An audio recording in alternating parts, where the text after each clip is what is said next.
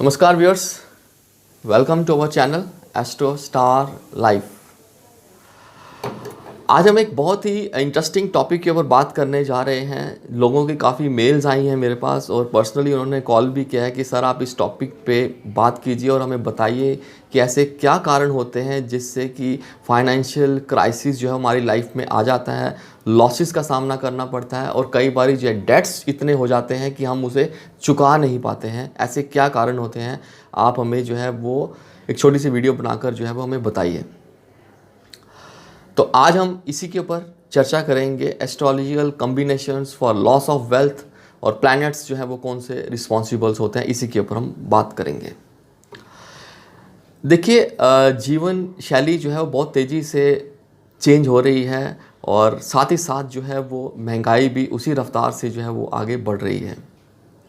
और कई बारी जो ऐसा होता है कि इंसान जो है वो जीवन शैली सही ढंग को चलाने के लिए या लोगों के साथ जो है वो उसी रफ्तार में चलने के लिए लोन ले लेता है।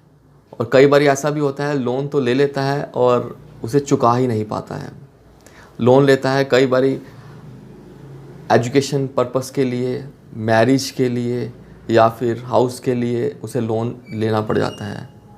और यही नहीं है, इसके साथ साथ जिम्मेदार होते हैं हमारे प्लैनेट्स और कुंडली में बैठे हुए कुछ कॉम्बिनेशंस जो कि इसको जन्म लेते हैं। आज हम इसी के ऊपर चर्चा करेंगे और अंत में आपको बताएंगे कि क्या रेमेडीज़ करने से आप जो है वो इस फाइनेंशियल क्राइसिस से जो है वो बाहर आ सकते हैं।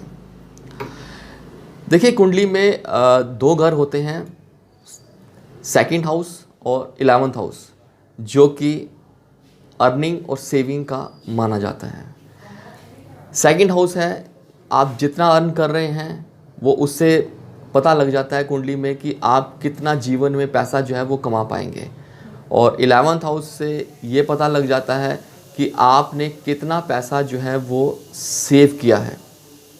अगर आपकी कुंडली में सेकंड हाउस और 11th हाउस के लॉर्ड जो हैं वो कमज़ोर हैं, सूर्य के साथ बैठे हुए हैं, अच्छी डिग्री में नहीं हैं, तो आपको जीवन में लॉसेस का सामना जो है वो करना पड़ता है। आप अर्न तो करते हैं लेकिन सेव नहीं कर पाएंगे, क्योंकि आपके 11th हाउस के लॉर्ड जो हैं वो अगर सूर्य के साथ बैठे हुए हैं और कमज़ोर स्थिति में बैठे हुए हैं आपकी कुंडली में। दूसरा कॉम्बिनेशन ये बनता है, अगर सेकंड हाउस और 11th हाउस के लॉर्ड जो है वो अगर 6th हाउस, 8th हाउस या 12th हाउस में बैठ जाते हैं, तब भी आपको जीवन में जो है वो फाइनेंशियल लॉसेस का सामना करना पड़ता है।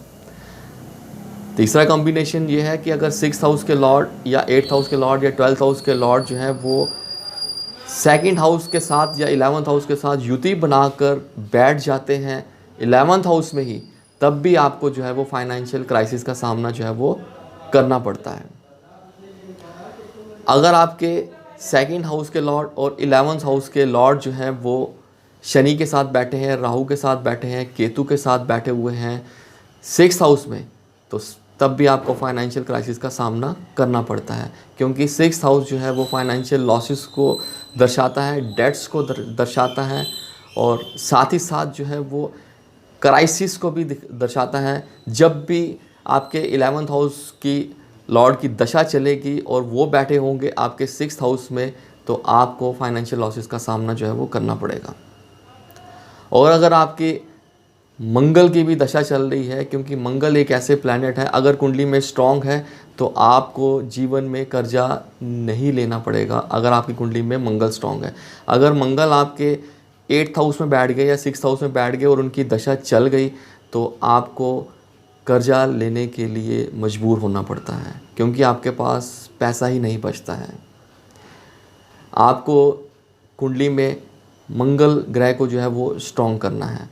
और दूसरे प्लैनेट आपके बृहस्पति हैं, क्योंकि अगर बृहस्पति आपकी कुंडली में स्ट्रॉन्ग हो गए तो आपके पास जो है वो पैसा टिकेगा, बचा रहेगा, सेव आप जो है वो कर पाएंगे। क्योंकि बृहस्पति का दूसरा नाम जो है वो फाइनेंस है, उसे हम लक्ष्मी भी बोलते हैं।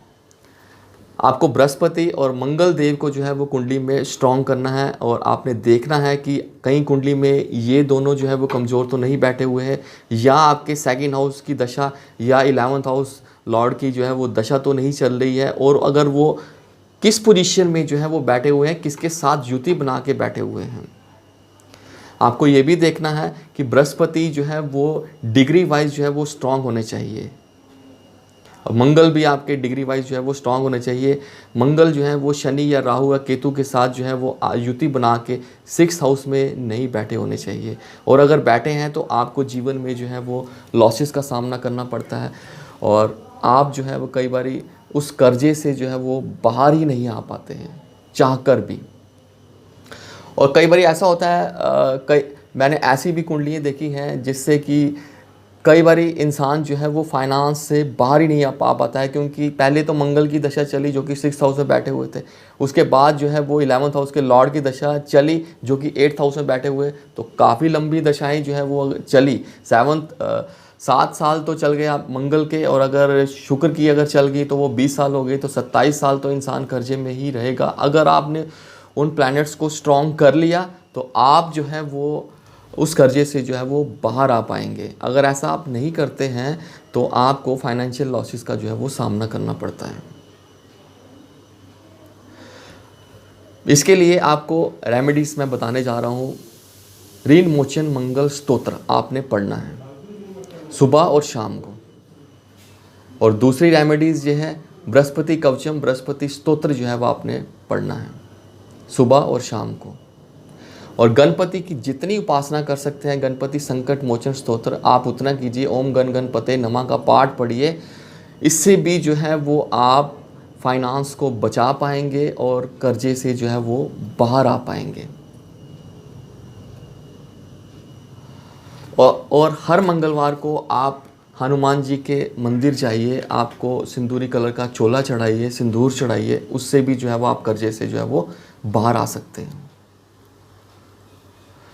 तो आज हमने बात की कॉम्बिनेशंस के ऊपर, प्लैनेट्स के ऊपर, और उन प्लैनेट्स को जो है वो आपने कैसे स्ट्रॉन्ग करना है। अगर आप कुंडली में आपके प्लैनेट्स कमज़ोर हैं, आप उनको स्ट्रॉन्ग करते हैं तो डेफिनेटली जो है वो आप कर्जे से जो है वो बाहर आ पाएंगे। आशा करता हूँ ये छोटा सा वीडियो आपको पसंद आया होगा। हमारे चैनल को लाइक, सब्सक्राइब और शेयर करें ताकि दूसरे भी जो है वो इसका फ़ायदा ले सकें। जैसे कि आप सब जानते हैं हमारा वीकेंड जो है वो फ्री सेशन रहता है, तो आप भी अपने क्वेश्चंस जो हैं वो कमेंट बॉक्स पे लिख सकते हैं बर्थ डिटेल्स के साथ, और हम आपके क्वेश्चंस जो हैं वो टीम को फॉरवर्ड करेंगे, और संडे के संडे जो है वो आपके क्वेश्चंस के आंसर्स देने की कोशिश करेंगे freely, absolute free. Thanks for watching us. Thank you.